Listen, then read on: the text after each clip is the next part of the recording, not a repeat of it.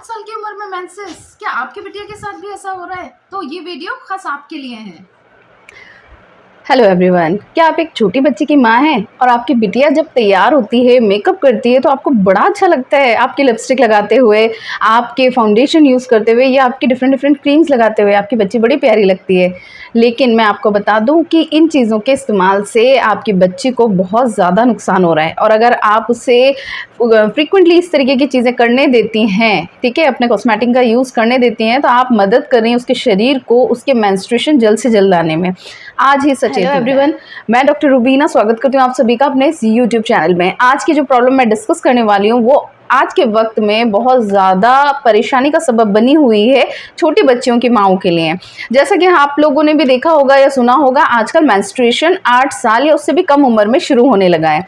तो मैं आपको ये बता दूं कि माँओं के लिए भी ये एक चिंताजनक विषय है कि उनकी मीनोपॉजल एज यानी कि रजोनिवृत्ति यानी कि मेंसेस पीरियड्स टाइम जो है वो बंद होने का जो समय है वो भी जल्दी आने लगा है।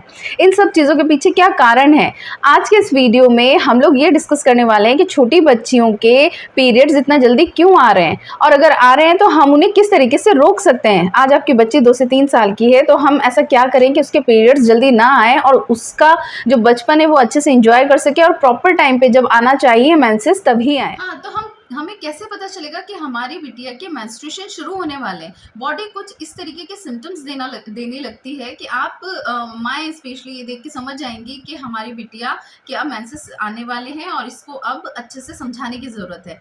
पहली चीज़ होती है ब्रेस्ट बड्स का डेवलप होना, जिसे हम थैलार्की बोलते हैं। यानी कि ब्रेस्ट के जो बर्ड्स हैं उनमें आपको डेवलपमेंट होता दिखाई देगा। बच्ची जो है वो थोड़ा डिस्कम्फर्ट आपको बताएगी कि मम्मा हाथ टच होते ही मुझे पेन होता है, या उसको काफ़ी पेन लगता है लेटते या बैठते टाइम कुछ टच होने से या प्रेस होने की वजह से। दूसरा आता है ब्रेस्ट बर्ड्स के डेवलप होना स्टार्ट होने के 1 से 2 साल के अंदर अंदर बिटिया के प्यूबिक हेयर्स ग्रो होने लग जाएंगे, यानी कि अंडर आर्म्स प्यूबिक हेयर्स, यहाँ पर हेयर्स का ग्रोथ दिखाई देगी। तीसरा होता है उसको वेजाइना से येलो कलर का या थिक डिस्चार्ज, जिसे कि हम सफ़ेद पानी या ल्यूकोरिया बोलते हैं। अगर इस तरीके से इसको रिसाव स्टार्ट हो जाता है तो हम ये समझ सकते हैं कि अब बिटिया के शरीर ने पूरी तैयारी कर ली है मेंस्ट्रुएशन स्टार्ट करने की। अब आपको क्या ध्यान रखना है और किस तरीके से अपनी बिटिया को समझाना है, ये एक माँ के ऊपर निर्भर करता है। आप उसे तैयार करें, प्यार से ये चीज़ें समझाएं कि बेटा ये चीज़ें बिल्कुल नॉर्मल हैं और किस तरीके से उसे हाइजीन रखना है ताकि उसके शरीर को आगे जाके नुकसान ना हो।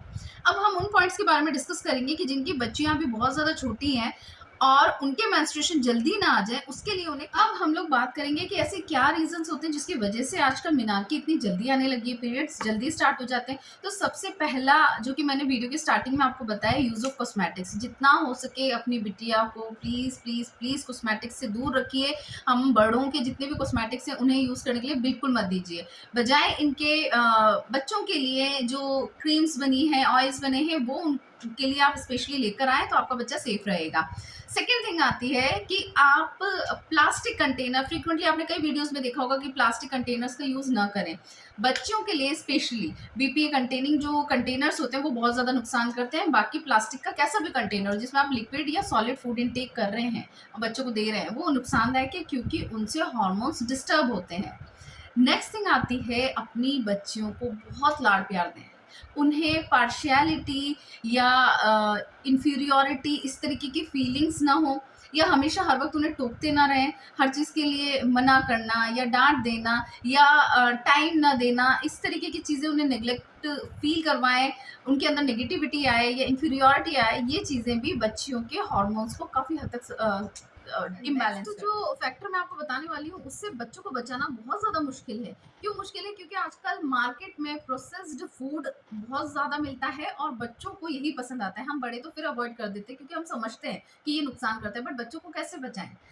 तो सबसे बड़ी चीज़ आती है, जो चीज़ें बहुत ज़्यादा हमें पता है कि ये ज़्यादा नुकसान कर सकती है, इसमें ज़्यादा केमिकल कंटेंट है, उन चीज़ों से तो बच्चों को दूर रखना ही रखना है, जिनमें सबसे पहली चीज़ आती है केमिकल पेस्टिसाइड्स का यूज़ करके, स्प्रे वगैरह यूज़ करके उगाए गए वेजिटेबल्स और फ्रूट्स, ठीक है? उनका ध्यान रखें, कोल्ड स्टोरेज से फ्रूट्स वगैरह ना खरीदें, डायरेक्टली फ्रेश फ्रूट्स जो आते हैं मार्केट में उन्हें खरीदने की कोशिश करें।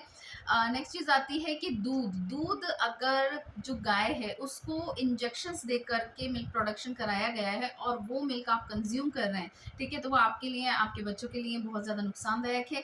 उससे उनके शरीर में हार्मोन्स इम्बैलेंस होना जाहिर सी बात है। ठीक है, मैंने स्टार्टिंग में कह दिया, इन चीज़ों से खुद बचना और बच्चों को बचाना बहुत मुश्किल है, बट कोशिश करें नियर बाय अगर फ्रेश दूध कहीं अवेलेबल है, किसी ऐसा सोर्स है आपके आसपास जहाँ से आप दूध फ्रेश ला सकते हैं, तो वो लेकर आए, वो आप लोगों के लिए ज़्यादा हेल्दी रहेगा।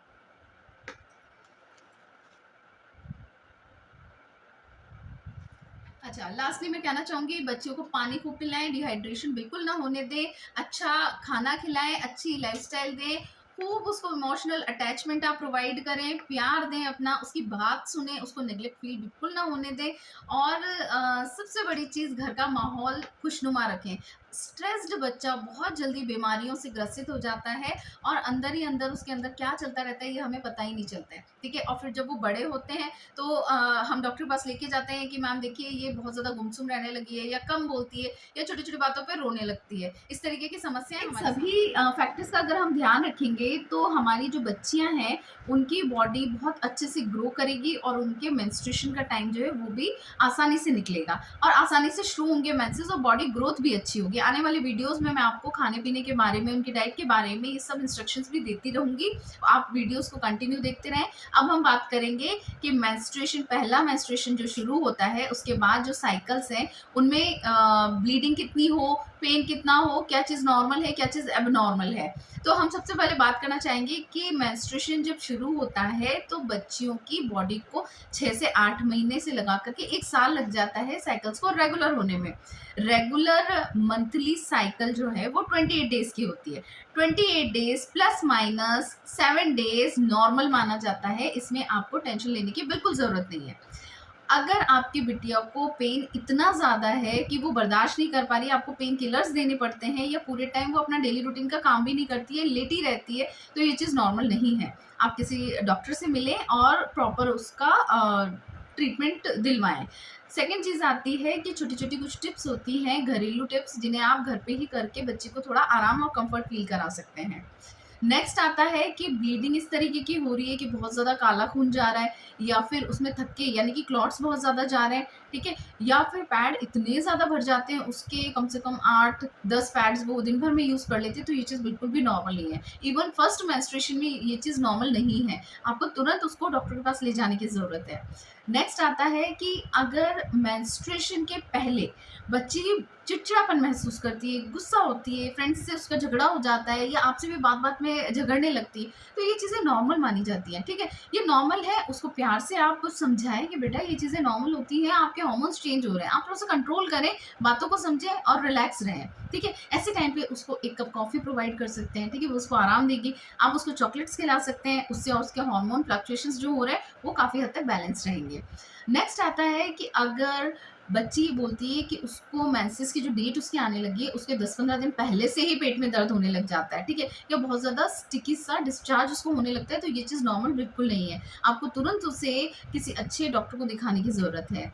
नेक्स्ट है कि अगर मेंसेस शुरू होने के पहले या मेंसेस के दौरान उसे बहुत ज़्यादा लूज़ मोशंस होते हैं, थोड़े बहुत होते हैं, तो ये हार्मोन चेंजेस की वजह से है कि 1-2 बार उसको लिक्विड स्टूल्स पास आउट हो गए, ठीक है? लूज़ मोशन जिसे अपन बोलते हैं, ठीक है? वो हो गए तो ये चीज़ नॉर्मल है, लेकिन बहुत ज़्यादा हो रहे हैं या फिर उसको मेंसेस के टाइम पे उल्टियाँ हो रही है, चक्कर आ रहे हैं या कई बच्चियाँ बेहोश हो जाती हैं, तो ये चीज़ नॉर्मल नहीं है। आपको ज़रूरत है एक बहुत अच्छे डॉक्टर को दिखाने की ताकि उसको जेंटल और पोलाइट ट्रीटमेंट हम दे सकें। हार्श हार्मोन्स वाले ट्रीटमेंट प्लीज़ बच्चियों का ना कराएँ। होम्योपैथी में इसका जेंटल ट्रीटमेंट मौजूद है जो कि हम ये पिल्स, हमारी होम्योपैथिक की पिल्स प्रोवाइड करके बच्चियों को देख करके बहुत नाजुक तरीके से उनकी बॉडी को हार्मनी में ला सकते हैं, बैलेंस फॉर्म में ला सकते हैं ताकि उनकी मेंस्ट्रुएशन जो है वो नॉर्मल होने लगे और बच्चियां हेल्दी और सेहतमंद महसूस कर सकें और सेफ रहें। आगे जाकर शरीर में वैसे ही काफ़ी बदलाव होने वाले हैं। अगर अभी से आपने उन्हें हार्मोनल पिल्स दे दी, ठीक है, तो वो चीज़ उनके लिए बहुत ज़्यादा नुकसानदायक हो जाएगी। तो आप उसको एक जेंटल ट्रीटमेंट प्रोवाइड करें, ऑर्गेनिक मेडिकेशन उसको प्रोवाइड करें।